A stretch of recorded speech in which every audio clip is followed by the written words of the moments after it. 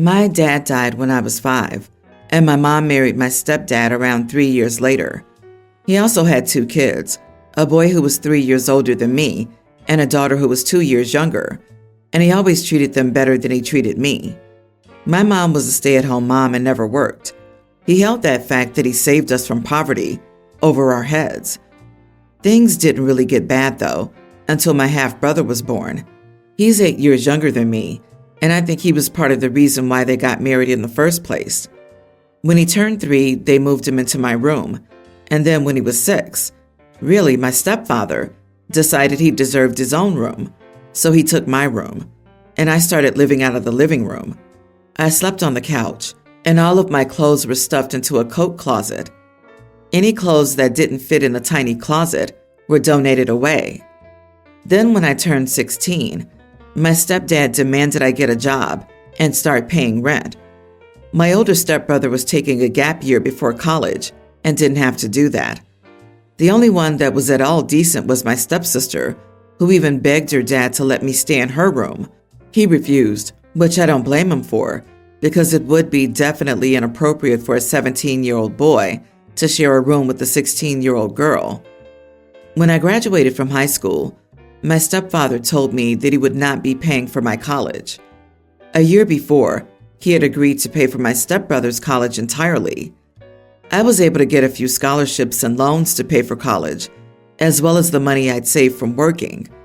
I had enough for the first year, so I left.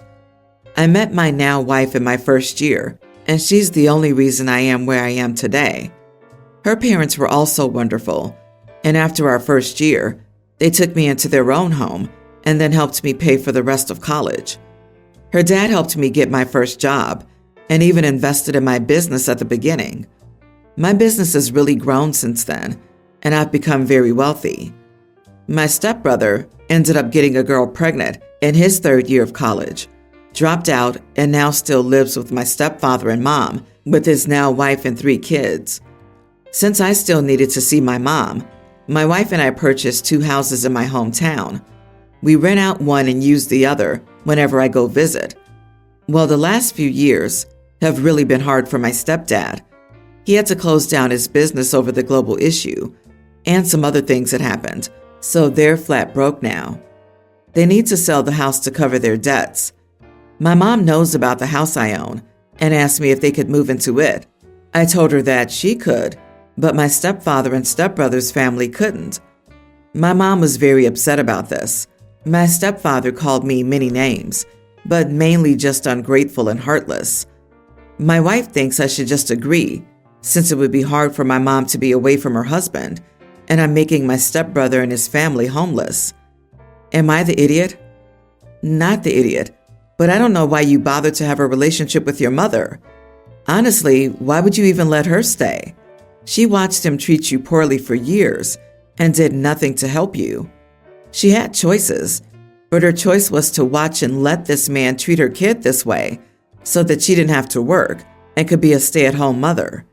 Sorry, she didn't get a pass from me because she has less power. That was just crappy parenting to me. If you ask me, I'd say stop talking to your mom and let the lot of them sleep in the gutters. I agree with this. I understand the empathy you have for your mom. I really do, and you have a huge heart.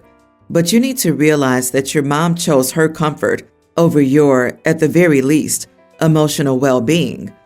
I have children. My first is from another marriage, and I would never, under any circumstances, allow another man to treat any of my children poorly. There are choices we make to survive. I agree and have been there, but allowing your children to be mistreated is not one of them. Exactly. And now she's asking you to gift them all a house? So you're not even allowing them to live there. You're essentially letting them move in a house that they'll never move out of because they're all broke. That's gifting these people a house. Are you willing to do that? Because I wouldn't. Remember, you are not forcing homelessness on anyone. Their household has 4 able-bodied adults: stepdad, mom, stepbrother, and his wife. Are all of them working full-time, or at least trying? Were all of them working full-time during the hiring boom? No? I'm sorry to hear their financial stability wasn't a priority. That doesn't mean you owe them free housing. Whatever life lesson he was trying to teach you by charging you rent as a minor is a lesson he should learn now. Update. Am I the idiot for telling my mom that she can stay in my house but not my stepdad or his son's family? The main reason my stepfather has so much debt is because of my stepsister's illness. I also helped pay for her medical costs. She's since passed away, but my stepfather still has significant debts from those expenses. She was why I got back into regular contact with my family, but now I want to be in my mother's life to just be in her life. Many people blame my mom, but please put yourself in her shoes for a moment. She was an immigrant woman with no friends or family in a country where she barely spoke the language. She was working a very low-wage job when they met and could barely afford to get me food and clothes. She then got pregnant very soon after. Sure, she might have been able to leave him, but it's not as easy as some of you think. I can't blame her when I'm sure she was also emotionally and financially abused, and she had virtually no power in the relationship. That being said, I will talk to her about her relationship with my stepfather. I'll make sure to let her know that I'll support her if she wants to divorce him, but I will not agree to any situation where he or his son might be living in a house that I own. Also, some people have spoken ill of my wife for taking their side. My wife is extremely generous, and although she thinks that I would be right to cut off contact with my family completely, she also thinks that if I'm going to remain in contact, then I should make a full effort in it. This includes helping someone in need when I can do so. My wife also sees the best in people. My wife and I helped out her mom after my wife's father passed away. Unfortunately, cancer has been a massive curse on the people that matter most to me. My wife and I provide for her mother completely, so she thinks that we owe the same to my mother as well. Part of the reason I was questioning whether what I was doing was wrong was what my stepfather said regarding my stepsister. He made the point that she would have been disappointed that I wasn't helping the family. My sister, like my wife, was extremely generous. She would do volunteer work even when she was barely strong enough to stand on her own. The family was extremely important to her. After he said that, it made me think if I was doing the wrong thing, especially since he's right that I would make life very hard for my stepbrother's kids, who didn't do anything wrong. My stepsister really loved those kids, so I feel like I should care for them in her memory. But I just can't get over how terrible my stepbrother treated me. The response to this post has helped me stand firm on my decision because I was wavering. Thanks for the update. Your wife might be generous, but she was trying to be generous at your emotional expense. I'm sorry, that's an idiot move, and your mother has let this happen. I don't care that she's had it hard. A mother's not meant to let her kids live that type of life. OP, get therapy. You've got to stop making excuses for toxic behavior. My son was married to Emma. They got married and had a kid. Apparently, he doubted whether he was the father and got a DNA test. He was not, but he's been in the kid's life for 4 years. His name is on the birth certificate, so he's legally responsible, and he still loves the kid. Now, my issue is that before they divorced, I was never allowed near the grandchild. I asked to babysit, but they both cited that my home was unsafe and they didn't trust me with a baby, even if I raised 4 kids. They wouldn't even bring the kid to family events like Christmas. They did this with all of his siblings. I know I'm more country than them, but it hurt a lot. My other kids' relationship with him is strained because they believe he looks down on them after getting a city job. Now, after the divorce, he has the kid almost 50% of the time, and he keeps asking me to babysit. I told him that I would not babysit the kid since she was not my grandchild, and you made it clear I wasn't good enough to babysit when you thought she was your kid. It was a huge argument, and now he thinks I'm awful. I just think he wants someone to parent due to not being able to rely on his ex-wife anymore. Not the idiot. This has more to do with his behavior towards you when he was married than the kid not being your biological grandkid. But now that he needs help, Grandma is safe and fine. He probably expects free babysitting. I suspect the kid being kept away from your family was more the ex's doing than your son's. I'd like to hear the reasons why she would withhold him, not just from Grandma, but most of the family. If you're going to babysit, do it for the market rate. He said the horses were unsafe, but those are in the stables, and I'm not going to take a ride with a baby on the horse. The house is good, even if it is a little old. The only unsafe place is in the cold cellar, but we keep that locked. It's a typical ranch that he grew up on. Good grief, yours sounds like my grandma's place. Countryside, tons of animals, not many modern amenities. I love that place a bit. I'm sorry that your son doesn't see it that way, and I'm sorry for the kid who doesn't get to experience it. On that note, I think that maybe the kid shouldn't be punished and stripped of that experience, your feelings towards your ungrateful son notwithstanding. I don't blame her.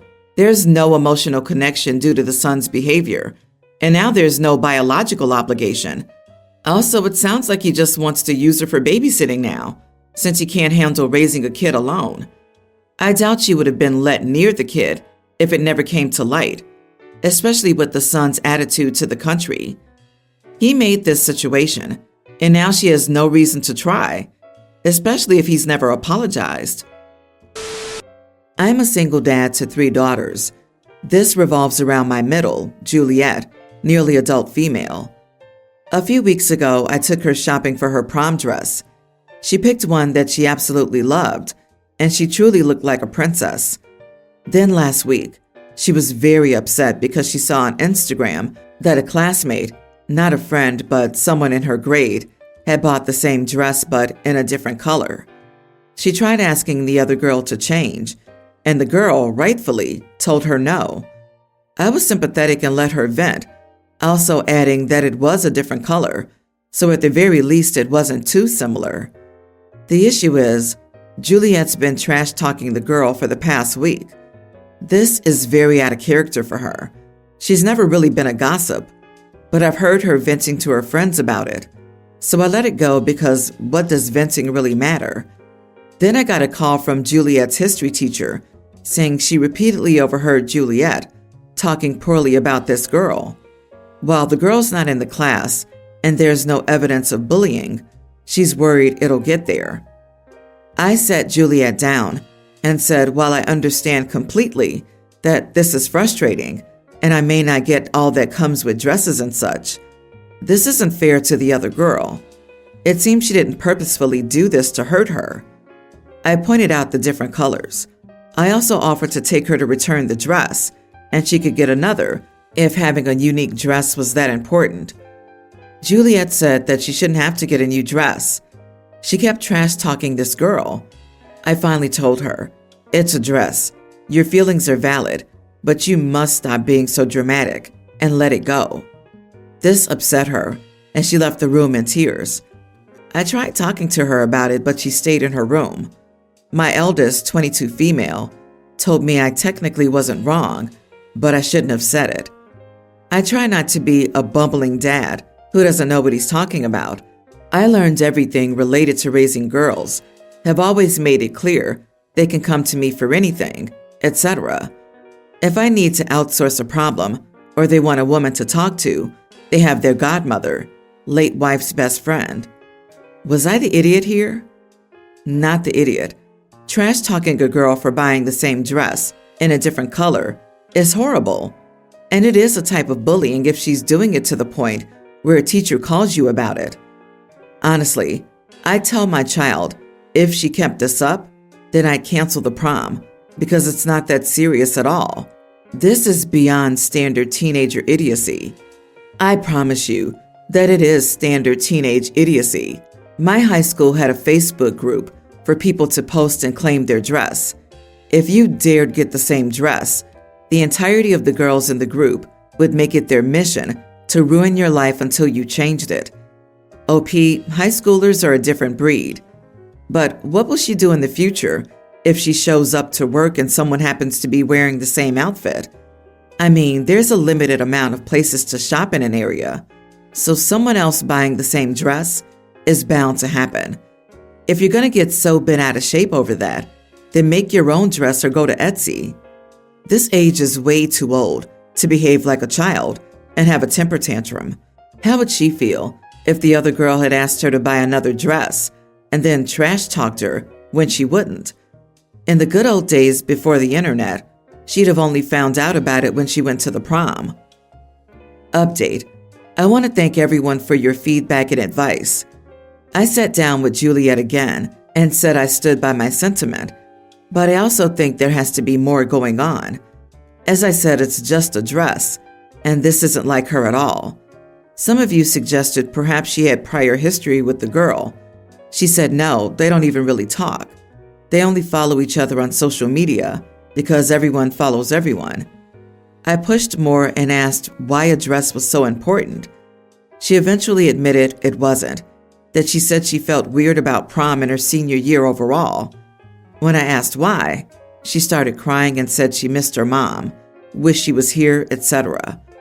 My wife passed when Juliet was 5, so she never truly had her for any of those big milestones that a girl would have a mother. Watching her friends go through all those things with their mom reminded her that she didn't have one. I gave her a big hug and held her while she cried. I cried a little myself. I knew that Juliet struggled with her mom's death, but had no clue it was still such an issue. Once she calmed down, Juliet insisted that she had never said anything to the girl, but agreed to apologize for even asking her to change the dress. She also promised to stop talking junk. I told her the next time to just talk to me about it. I miss her mom too. When my eldest was going through all these milestones in her senior year, I definitely felt that someone was missing and that my wife should be there. So, crisis is over. I know some said to ban her from going to the prom, and if she had continued her behavior, I would have. But considering she will apologize and let it go, I feel that's an overreaction. I was serving in the Army for 6 years when my oldest son, Carter, 23, was 5 through 10. Me and his mom were divorced by then, but I always made every effort to be a good dad and spend time with him while on leave. When I left the Army, I spent every moment I could get with my boy. We still have a good relationship. Now, my ex remarried pretty quickly to a nice guy, Steven, who of course did treat Carter well. I'm not knocking that, even though we don't get along. I'm his actual dad. Carter's getting married to his fiancée, Clark, 25 male, at the end of next month. My ex and Steven are kind of strapped for cash, and Clark's family isn't exactly wealthy, so they asked me if I'd foot the bill. I agreed because, of course, I'd do anything for my boy. Come to find out yesterday that Carter wants me and Steven to walk him down the aisle. That honestly really made me angry, because I'm Carter's actual dad, and I'm paying for everything, and I've always been there for him. It hurt a lot that he'd want some step-parent to walk him down the aisle. We got into a huge fight about it this morning, and I told him that I wouldn't pay for the wedding if Steven walked him down the aisle. My ex is angry and thinks I'm being selfish, but my dad thinks I should push harder. Am I the idiot? You are the idiot. Way to prove to Carter which father he can rely on. You were a big part of why he has 2 dads after you and his mom divorced. That certainly wasn't his choice. He didn't ask to have a stepdad, but you and your ex-wife's life choices forced that on him. Now you're jealous that he has a good relationship with his stepdad too and want them all to yourself. It ain't about you, bro. It's about your son and his SO getting married. Wanting both dads to walk him down the aisle doesn't mean he loves you less, and paying for his wedding doesn't buy his love either. Gonna take some time to dig out of the hole in his trust and love for you that you just dug. Yeah, what the heck? OP, you say Steven's a good guy who treated your son and ex well, but you just don't like him? Why? LOL. Just jealousy? Come on, you're a full-grown man, and you and your ex broke up years ago. Get over it. This is your son's day. Please don't spoil it over petty jealousy. If you had a legitimate reason to dislike Steven, that'd be one thing. But you don't. You're just being selfish and petty. You should correct course and apologize before things worsen, because they definitely will. You say you'll do anything for your boy. Well, prove it then.